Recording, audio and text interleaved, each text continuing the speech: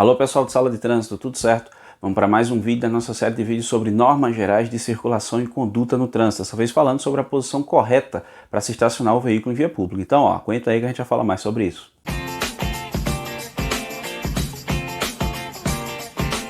Bom pessoal, o artigo 48 do Código de Trânsito Brasileiro, que está no capítulo 3, que trata das normas gerais de circulação e conduta no trânsito, traz uma regra a respeito da posição correta que os veículos devem ser estacionados em via pública. No caso do carro, o veículo ele tem que estar estacionado no sentido do fluxo, de maneira paralela à via, ou seja, junto ao bordo da via, de maneira paralela no mesmo sentido do fluxo. Diferentemente, por exemplo, das motos.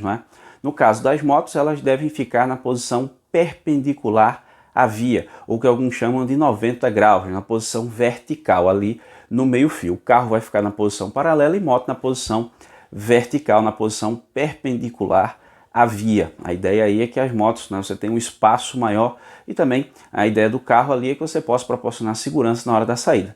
Aí você de repente pode chegar e dizer o seguinte: olha, mas eu já vi carro estacionado em outra posição, moto estacionada em outra posição. É possível, desde que haja sinalização local indicando isso de maneira expressa. De repente o carro ali, de acordo com a sinalização, deve ficar na posição perpendicular, assim como ficariam as motos, ou numa posição diagonal, não é?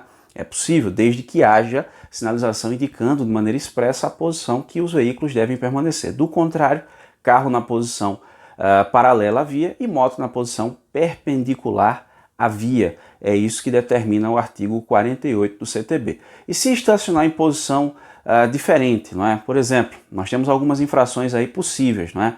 Um automóvel estacionado na contramão. Então nós temos a infração do inciso 15 do artigo 181 do CTB, que é a infração de natureza média, 4 pontos no prontuário, multa de R$ 130,06. Ou ainda, de repente você tem ali o carro ou a própria moto, que esteja estacionado a mais de 50 centímetros do meio-fio.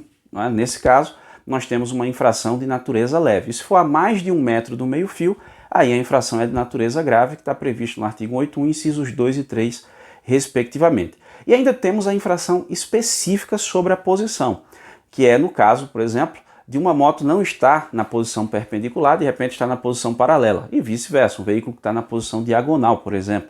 Aí cabe a autuação lá no inciso 4 do artigo 181 do CTB por estacionar o veículo em desacordo com as posições estabelecidas no CTB. A infração também é de natureza média, tá certo?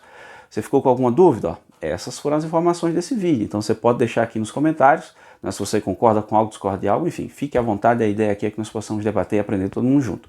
Beleza, pessoal, muito obrigado, grande abraço e até a próxima.